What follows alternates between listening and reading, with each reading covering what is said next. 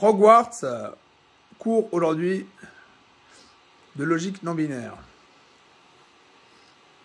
Pour mathématiques, plutôt une introduction au cours de logique non binaire qu'on va faire à Hogwarts, qui d'ailleurs n'est pas écrit à ce jour. Introduction au cours de logique non binaire de Hogwarts, mathématiques, appliqué à la science physique, et appliqué également aux mathématiques, et appliqué à tous les domaines possibles, et inspiré de tous les domaines possibles, et surtout certainement pas inspiré des mathématiques, hein, dans le sens, tu lis les mathématiques, tu ne pourras pas vraiment avoir l'inspiration qui te permettrait de faire ça. Parce que justement, les mathématiciens sont bloqués sur le sujet depuis un petit moment, ils ont du mal. Alors, je ne connais pas trop la littérature sur les logiques non binaires, je ne vais pas les juger, ça se fait, ils ont fait des progrès fantastiques. Moi, je connais juste ce que j'ai pensé moi-même et ce que j'ai appris à la fac. Le reste, si je devais lire toute la littérature, je ne sais pas, il me faudrait 3 vies, non? J'ai autre chose à faire de ma vie que lire la littérature scientifique. Ils doivent publier 1000 papiers toutes les 30 secondes. J'ai autre chose à faire, ça. Alors, allons-y. De quoi je veux parler? Logique non binaire. Le problème majeur de la logique non binaire, au-delà du problème du tirage-exclu, qui a encore un autre souci, c'est que souvent on imagine soit c'est A, soit c'est B, ça c'est binaire. Binaire, soit c'est A, soit c'est B. On imagine non binaire, soit c'est A, soit c'est B, soit c'est un truc qu'on ne sait pas trop, à peu près A, à peu près B, on ne sait pas trop, c'est imprécis. Moi, mon objectif, c'est pas ça. Moi, je vais dire logique non binaire, c'est pas dire c'est à peu près, c'est non précis. Soit c'est A le fautif, soit c'est B le fautif, soit c'est tort partagé, ou soit on ne sait pas trop, soit il n'y a pas assez de preuves. Non. Moi, mon objectif, c'est pas ça. C'est pas une sorte de logique floue. Ce ne sera pas une logique binaire floue, où on rajoute un petit peu de flou pour dire là, c'est un peu flou, on ne sait pas trop, et ça va nous faire une logique non binaire. Et à la fin, ça mène nulle part parce que c'est pas efficace, ou Dieu sait quoi. Ce ne sera pas le principe.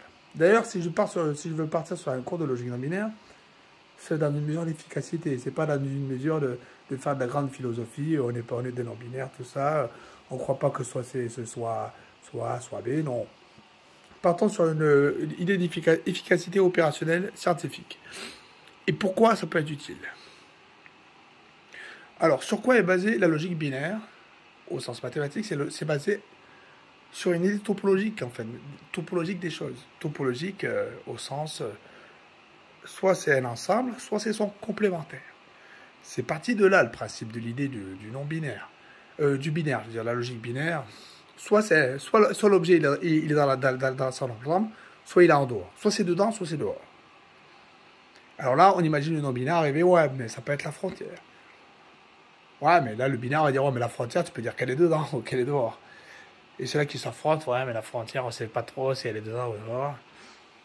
Et c'est quand même un peu l'idée du truc. Mais moi, je crois qu'il faut le voir quand même différemment. Ça, c'est pas qu'une frontière, c'est plus complexe que ça.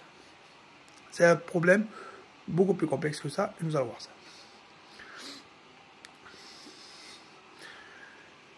Alors, si on prend un aimant, nord-sud.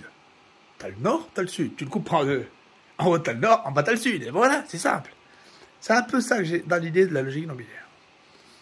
C'est l'aimant. Tu le coupes en deux, et ben après, t'as nord-sud et t'as nord-sud. Et tu dis, ah merde, c'est bizarre. Ah, c'est bizarre. C'est comme le bien et le mal. En haut, t'as Adolf Hitler, t'es sûr. En bas, t'as le gentil petit chaton. Le chaton, il est tout gentil, quand même. Le petit chaton qui fait miaou, miaou. Et tu coupes en deux, paf. Et tu sais pas trop, quoi. Bien, mal. Est-ce que t'as coupé bien et le mal en deux, parfaitement? En haut, t'as le mal. En bas, t'as le bien. Non. Tu sais bien que la coupure, elle va pas être possible. Tu vas pas pouvoir couper. Déjà, la coupure n'est pas possible. L'aimant, si on n'y arrive pas, c'est que la coupure n'est pas possible. Tu ne peux pas séparer le nord du sud. On peut imaginer des chaînes. Imagine-toi enchaîner des chaînes, des maillons de chaînes. Si tu coupes un maillon, tu as deux chaînes. C'est-à-dire tu as deux chaînes avec un maillon cassé en deux. Tu as un maillon cassé en deux. Donc si tu coupes une chaîne en deux, qu'est-ce que tu auras? Tu auras une chaîne et un maillon cassé. C'est ça que tu auras. Un maillon pété. Le maillon, il ne sera pas complet. Il sera forcément avec une fissure. Tu auras deux chaînes. Si tu cherches le complémentaire d'une partie, tu vas prendre une longue chaîne. Tu vas chercher le complémentaire du début de la chaîne. Ben, c'est l'autre partie. Ouais, mais le maillon du milieu, la frontière, on va l'idée de la frontière.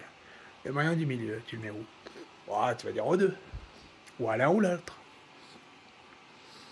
quand tu coupes, il n'appartient plus à aucun des deux. Le maillon. La frontière. Alors, il faut partir d'une logique non binaire, non pas pour dire on ne sait pas où est la frontière, c'est pas mon idée, c'est pas où c'est flou, on ne sait pas trop où elle est à toi, elle est à moi. C'est comme, imaginons deux pays, l'Espagne et la France, par exemple. Tu as une frontière. Imaginez, tu mets ta maison sur la frontière. Elle appartient à qui, la maison? À la France, à l'Espagne? Je dis, ah, c'est pas trop. Ça, c'est un peu l'idée de la logique floue. Quand c'est sur la frontière, ah, on sait pas trop. C'est ça l'idée de la logique floue. Moi, je vais pas dire ça. Je vais pas dire, oh, c'est pas trop. Je vais dire, c'est pas possible. Dans le sens, tu vas voir le chef de l'État, tu dis, j'ai mis ma maison sur la frontière. Tu dis, oh, c'est pas possible. Il faut la mettre soit à droite, soit à gauche. D'accord.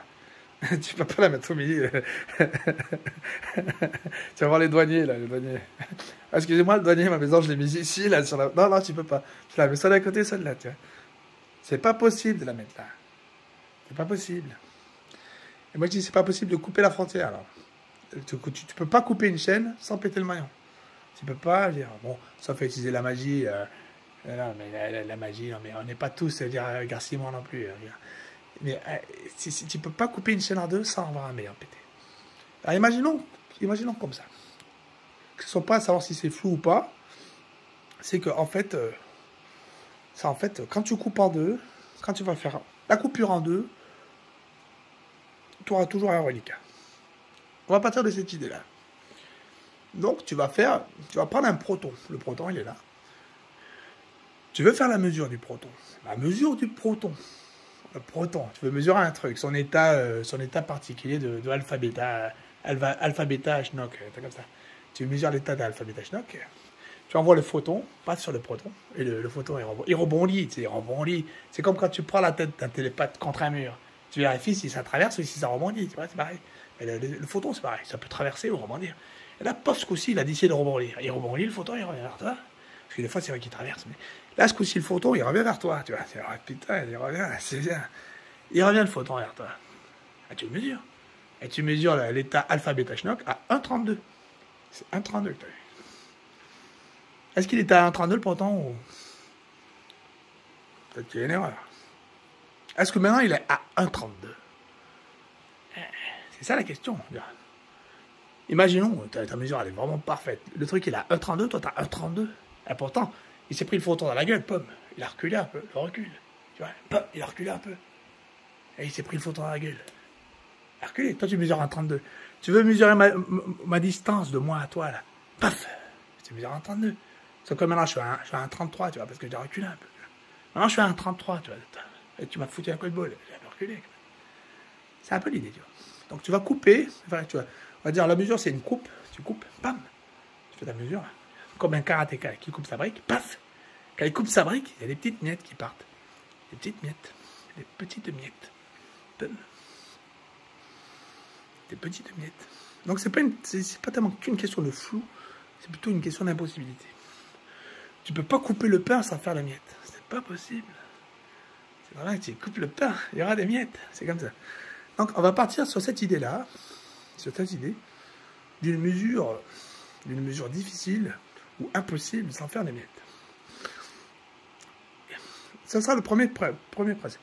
En dehors du principe d'incertitude de Heisenberg, même pas besoin de l'utiliser, dans le sens juste savoir que tu influences le système que tu utilises. Alors, tout de suite, tu penses influence, et tu vas tout de suite comprendre le lien que je vais faire avec la deuxième idée, qui peut donner une sorte également de perspective à la logique non binaire. Donc, tu influences le système. Tu as un proton, tu veux mesurer. Le problème, c'est que dès que tu veux le mesurer, tu influences le système.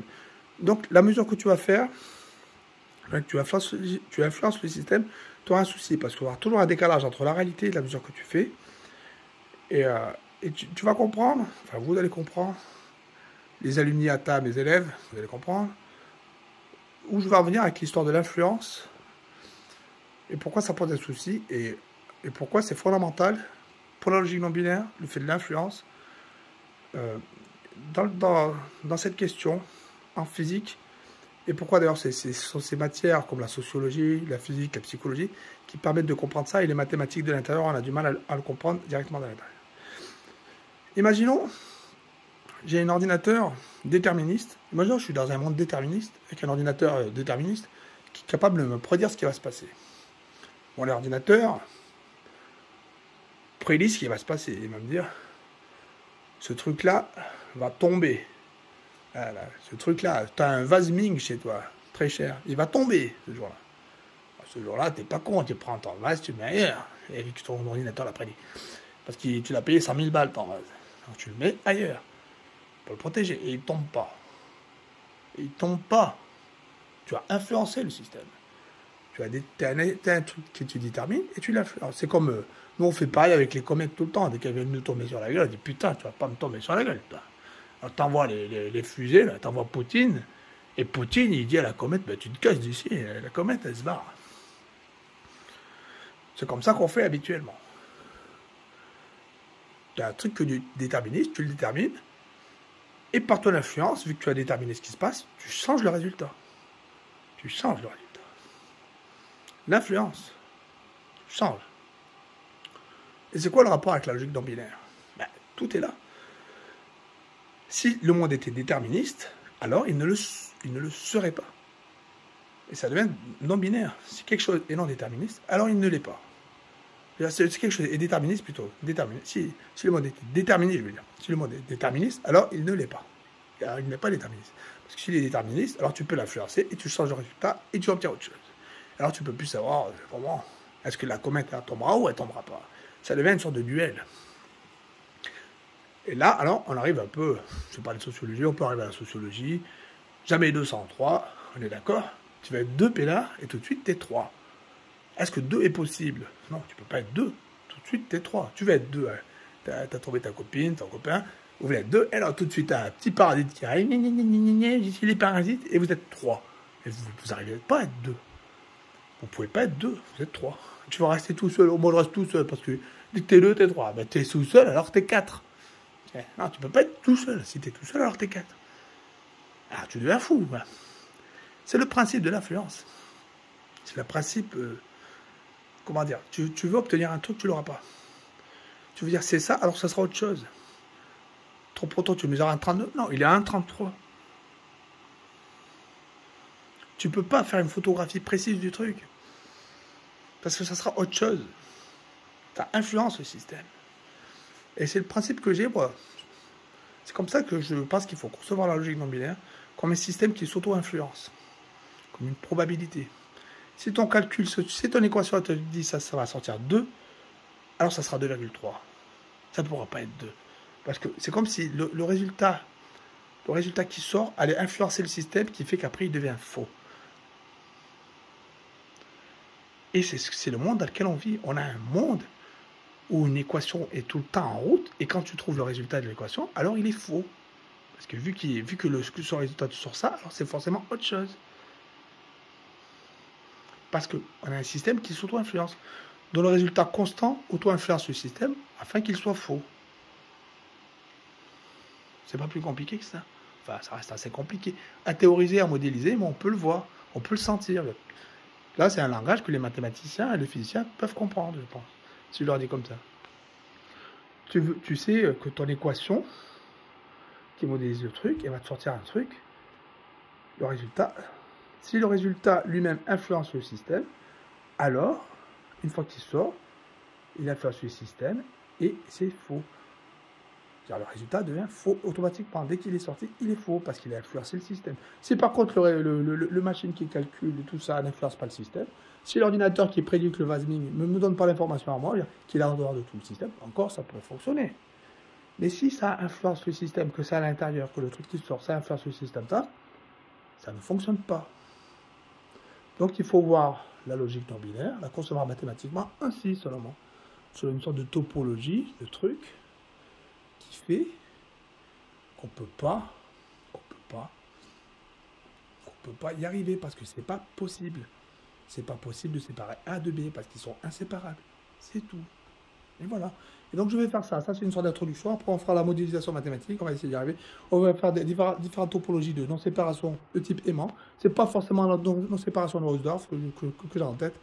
C'est la non-séparation de Hausdorff en topologie. Bon, ça c'est un concept. Moi je veux partir de... De toute façon, je compte reformuler la topologie en général, tôt ou tard, parce que je trouve que c'est quand même assez assez simpliste les bases de la topologie qui a été écrite au début. On pourrait écrire de nouvelles reformuler les bases de la topologie pour que ça corresponde un peu mieux à ce que l'on cherche vraiment. Déjà, une topologie réellement non binaire.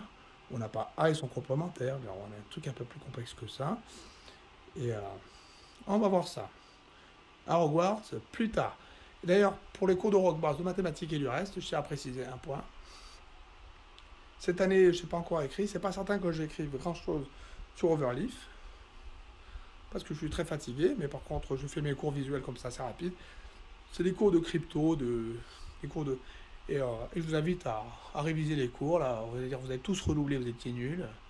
Vous étiez tous nuls quand même, il faut le dire. Donc vous avez tous redoublé, vous révisez les cours de l'année dernière déjà, en attendant que le prof ressuscite. Et le prof, une fois qu'il ressuscitera, il va dire bon, c'est bon, vous n'étiez pas nuls, on va reprendre les cours. Et pour l'instant, vous êtes nuls quand même. Donc il faut réviser les cours de l'année dernière, en espérant que je me remette à écrire dès que j'irai mieux, et qu'on écrive ce genre de cours là. Causalité, mesure, paradoxe de la mesure, déterminisme, logique non binaire, le temps, le voyage temporel, les paradoxes, comment on crée une logique non binaire à base de paradoxes, par un système auto-récursif qui s'auto-influence, et voilà, on va faire tout ça.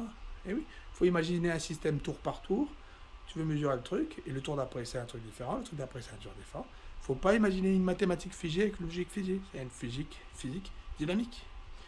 Mathématiques dynamiques, monde physique logique binaire, non binaire, physique, parce que dès que tu raisonnes sur un truc, ça l'influence et ça se change. C'est tout. Voilà. Tu dis à quelqu'un quelque chose, elle a une posture, tu réponds l'inverse. C'est comme ça. Ah, t'es gentil, toi. Non, je suis pas gentil, je suis méchant. Ah bon, t'es vraiment méchant. Non, non, je suis pas méchant, je suis gentil. Et c'est comme ça qu'il faut voir les choses. Et pas différemment. À plus tard.